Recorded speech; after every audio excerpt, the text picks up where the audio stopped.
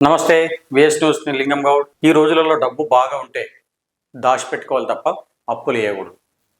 అప్పులు ఇచ్చినామంటే ఒకవేళ అవి తిరిగి రావడానికి చాలా ఇబ్బందులు. ఎంత సంతోషంగా అయితే పోతాయో అంత సంతోషంగా అయితే తిరిగి రావు. లొల్లులు, పంచాయతీలు, పోలీస్ స్టేషన్లు వగేరా వగేరా సవాలక్ష అయితే ఉంటాయి. ఎందుకంటే అప్పు ఇచ్చే ముందు ఆ వ్యక్తి గుణగణాలను బట్టే ఇస్తూ ఉండాలి. గుణగణాలు మంచిగా ఉన్నా కానీ ఒకవేళ వాని దగ్గర వెళ్ళినప్పుడు వాడు కూడా ఏం చేయలేడు. కాబట్టి అప్పు ఇచ్చే ముందు ఆలోచన చేసుకొని అప్పు ఇవ్వకూడదు. ఇస్తే ఆలోచనతోటే వసూలు చేసుకోవాలి, అంతే తప్ప కొడతాము గుద్దుతామంటే అవి పొల్యూషన్ల పాలు కావాల్సి వస్తుంది. ఒక వార్త వచ్చింది సిరిసిల్ల, ఏం జరిగిందో చూద్దాం.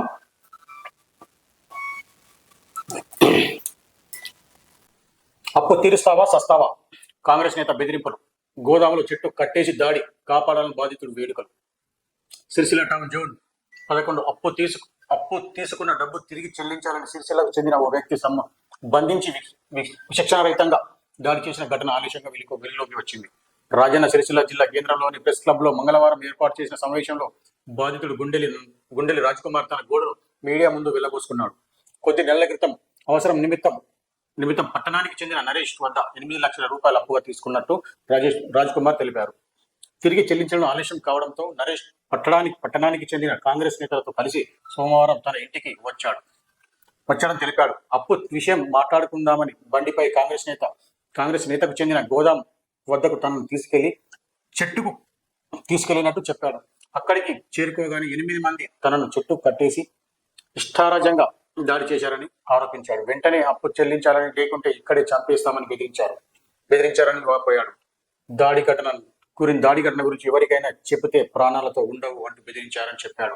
పోలీసులు వెంటనే కాంగ్రెస్ నాయకుడిని నరేష్ ను అరెస్టు చేసి తనకు ప్రాణరక్షణ కల్పించాలని రాజ్కుమార్ ఈ సందర్భంగా విజ్ఞప్తి చేశారు.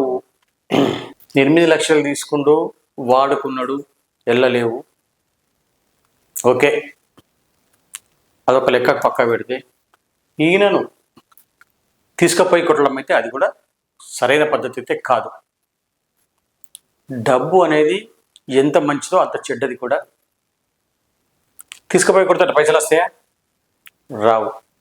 ఏదో రకంగా వసూలు చేసుకునే ప్రయత్నం చేయాలి తప్ప కొడితే అయితే డబ్బులు రావు. ఇప్పుడు ఏం చేసిండు ఈయన? కొట్టిండు అని చెప్పి పోలీస్ స్టేషన్లో కంప్లైంట్ చేసిండు. ఇప్పుడు ఈయన నీళ్ళు కొట్టిరంటే పోలీసులు అలా కొడతారు.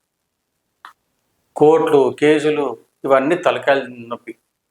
అందుగురించే డబ్బు ఇచ్చే ముందు ఎంత సంతోషంగా ఆ రోజు డబ్బు తీసుకొని ఇంటికి వచ్చి మనం పైసలు తెచ్చుకోవడము, నగ్గుకుంటా దుగ్గుకుంటా మనం ఎంజాయ్ అలా ఉంటుంది.